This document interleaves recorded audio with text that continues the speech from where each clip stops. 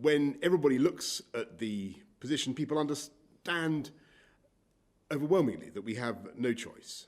When the Office of National Statistics is telling us that more than 2% of the population is now infected, that's over 1 million people in England, and when today we've reported another 60,000 new cases, and when the number of patients in hospitals in England is now 40% higher than at the first peak in April. I think, obviously, everybody, you all, want to be sure that we in government are now using every second of this lockdown to put that invisible shield around the elderly and the vulnerable in the form of vaccination, and so to begin to bring this crisis to an end.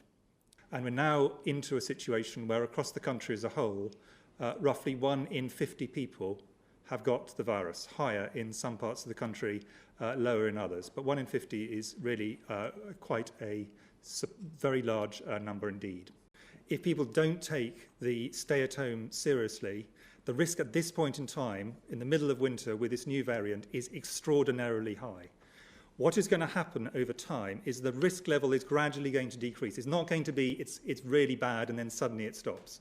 We're going to essentially have the risk walking down a path. Things will be able to be lifted by degrees, possibly at different rates in different parts of the country. We'll have to see. And the government has made very clear that ministers prioritise education, for example, as one of the things that would go early, but that's a ministerial decision very much. But the things will be lifted stage by stage. And we'll then get, over time, to a point where people say this level of risk is one that society is prepared to tolerate, and lift, right down to almost no restrictions at all. We might have to bring a few in the next winter, for example. That is possible, because winter will benefit the virus. We know that there will still be long weeks ahead in which we must persevere with these restrictions, but I want to give you, the British people, the maximum possible transparency about this vaccine rollout, with more detail on Thursday and daily updates from Monday, so that you can see day by day and jab by jab how much progress we are making.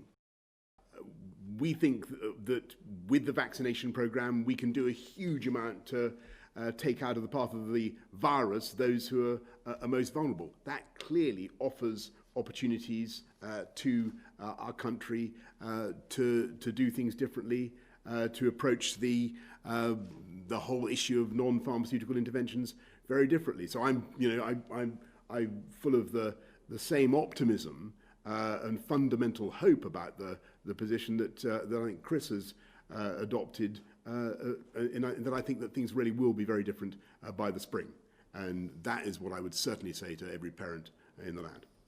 Provided we don't learn anything new about the virus that we don't yet understand, so there's not some new mutation that we haven't currently bargained for, provided the vaccine rollout goes according to plan, provided the vaccine is as efficacious as we think it is, but above all, provided that everybody follows the guidance now, and everybody sticks to the measures that we have now, then we think that by the middle of February, when a very considerable portion of the most vulnerable groups will have been vaccinated, or so we hope and believe, that's the top 4 of the JCVI cohorts, then there really is the prospect of beginning the relaxation of some of these measures.